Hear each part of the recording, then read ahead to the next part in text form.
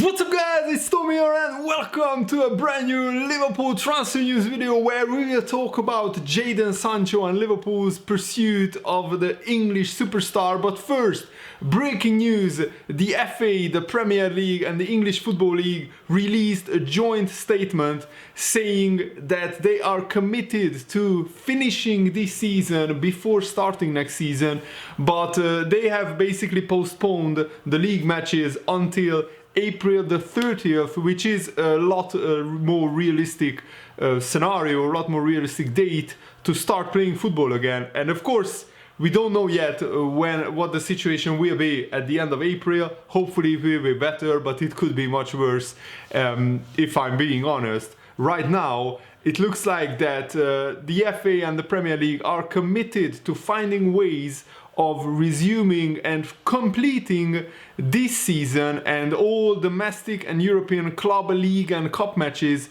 are played as soon as it is safe and possible to do so. And of course they have collectively supported UEFA's decision in postponing the Euro 2020 tournament 1 year, so they have space in the calendar to ensure that the domestic and the European matches will be completed. So it looks like not only will the Premier League be completed, but the Champions League, the Europa League, all the major competitions around the world should be completed when it is safe to do so. The big problem, I think, with that is that the leagues and the different countries might have different timelines on how the situation develops with this disease, and how, you know, the countries might be ready to play football at different times, and that will make it difficult to complete all the tournaments at the same time and to start next season at the same time. But of course there has to be a break between the end of this season, whenever that is, and the start of next season. You have to give probably players a few weeks break, but maybe not a big break, because this is probably their big break until the end of April, or who knows, even the end of May. Players will be on breaks, and but they still have to train and they have to stay in shape, but they have to do that anyway in the summer months either. So the FA rules and regulations state that the season shall terminate not later than June the 1st, and each competition shall determine the length of its own playing season. However, the FA's board has agreed for this limit to be extended indefinitely for this unprecedented season. So that means that basically they can take as much time as they want to complete the season. And that gives me very, very big hope that Liverpool and Liverpool fans will be able to witness and to complete this season and witness their first league title, hopefully in 30 years. It looks like it might be played behind closed doors, which will be probably very cruel to the players especially, and to the Liverpool fans who would have been in the stadium. But if that's the only way to play the games and to complete the season, then I'm all for it, and we can do an open top bus parade whenever it is safe again to do so, probably maybe next year or at the end of the year, whenever that may be. So that's the verdict from the FA, the Premier League. And I think that's very promising that they are very committed to complete this season, because it doesn't make sense to start next season before this season can be finished, because a lot needs to be determined. Who gets relegated, who gets Champions League places, who wins the title. In every major competition, I think it needs to be finished this season in order to start next season properly. And maybe next season will be a shorter season if we can only finish this season in September or October or November or whenever that is. And another very, very big news is that Jadon Sancho is allowed to leave Borussia Dortmund. That's what the Dortmund CEO Hans-Joachim Watzke has explained. And Jadon Sancho has lit up the Bundesliga this season. He scored 14 goals and got 16 assists in just 23 Bundesliga games. That's a 30-goal contribution in just 23 games. Absolutely brilliant from Jadon Sancho. He has been repeatedly linked with the move to Liverpool, and of course Liverpool could be allowed to make this transfer happen away from Germany this season. Watzke has hinted, at the end of this season, Watzke has hinted that Sancho could push through any potential transfer, and this is what the Dortmund chief has told an interviewer. Jadon is a great talent. Maybe the greatest talent in Europe currently of players under the age of 21. In my opinion, he has the potential to become one of the 2 or 3 best players in the world in the years to come. If one day he comes to us and says that he wants to leave the club, then we will discuss it. So basically, Jadon Sancho will probably go to Dortmund and say that he wants to leave the club. He had some problems with the Dortmund management. He was disciplined and even left out in some games. So Jadon Sancho is not like 100% happy at Dortmund, and I think he wants to play for a club who can win titles and trophies regularly, and Liverpool would be the perfect place for Jadon Sancho. The only big stumbling block is the price. Dortmund might want 120 million pounds for Jadon Sancho, and I'm not sure if Liverpool are ready to spend that amount of money on one player without selling a superstar, and I don't think Liverpool will sell Salah, Mane and Firmino. I think it's too early for that. Maybe in 1 or 2 seasons I can see Liverpool moving one of them on, but this summer I just can't see it happening really. It's a conflicting interview that Watzke gave, because he also said this. I think he has a feeling, Jadon Sancho, that this club Dortmund has a good future. In my opinion, I don't think he wants to leave right now, but it's not clear what will happen with Jadon Sancho. We have a very confidential relationship between us and him and his agent, and we will discuss the situation in the summer. It's not a question of money. For us, it would be the best position if he stays at Borussia Dortmund. We have enough money. We want to win titles. I think this team has a lot more potential with Jadon Sancho than without Jadon Sancho. So of course, Dortmund don't want to sell Jadon Sancho. But does Jadon Sancho want to stay at a club which realistically won't win many Champions League titles, many Bundesliga titles in the near future? And Jadon Sancho would come in straight away and have a brilliant season for Liverpool in the years to come. He would win a lot of trophies and titles. Liverpool are already the best team in England and one of the best teams in Europe, even though we got knocked out by Atletico. If you just watch the game, Liverpool deserved to go through. And Jadon Sancho, in all competitions, he played 35 games and he scored 17 goals and also got 19 assists. So that's 36 goal contributions in 35 games. Absolutely brilliant. The Daily Mail also claimed in February that Liverpool have a very big interest shown in Jadon Sancho. But James Pearce, who is a closely connected reporter and journalist, he's well versed among the Liverpool transfer situations, and this is what he said. Jadon Sancho would cost around 120 million pounds, and I just don't think Liverpool would pay that kind of money for someone who wouldn't walk into their starting lineup. Timo Werner is a lot cheaper and a more likely option. And at the moment, I think that Jadon Sancho is not like an essential transfer. That's why I have a little bit of doubt in my mind whether Liverpool would really go for Jadon Sancho. If we didn't have either Mane or Salah, and we had a gaping hole in our team that needs to be filled, like we had with Alisson, where we didn't have a world-class goalkeeper. So buying Alisson even for like 70 million made sense. Buying Van Dijk for 75 million made sense because they walked into our team and instantly made it better. The problem with the Jadon Sancho transfer is how much would Jadon Sancho improve Liverpool? Not as much as signing Van Dijk or signing Alisson would. And would Jadon Sancho be happy with just sitting on the bench?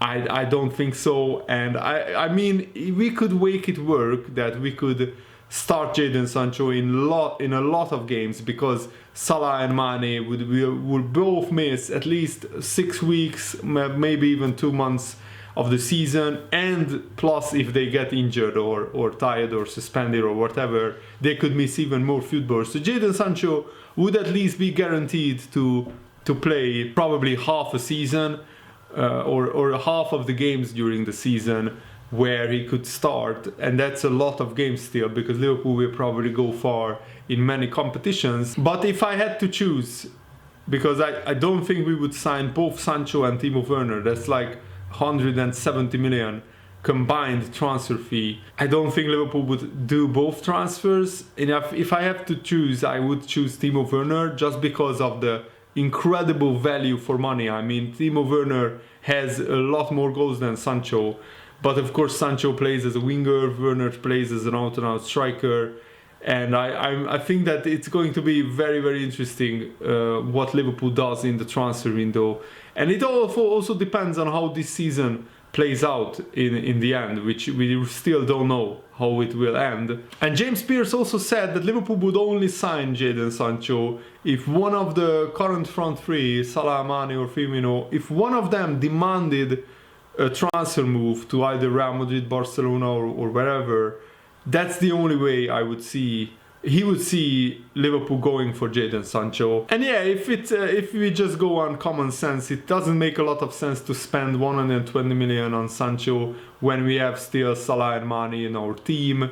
And I mean, we can't play all four of them, like Sancho, Salah, Mane and Firmino, in the same team in too many games. We can get away with it in some games against the smaller sides. I don't think Liverpool would rotate that much next season in terms of our front three. And it's a very difficult financial situation as well, because does it make sense for Liverpool to spend this amount when we still have Mane and Salah? I don't think so. But we shall wait and see what Liverpool does in the summer transfer window. There is also a report in the English media saying that 4 players are expected to leave Liverpool in the summer, and that is Xherdan Shaqiri, Adam Lallana, Dejan Lovren and Nathaniel Klein. And because the Premier League is on pause, many players will be able to think about their futures, and the Liverpool FO Echo have claimed that these 4 players will leave the club at the end of the season. Probably the player that shouldn't leave is Xherdan Shaqiri,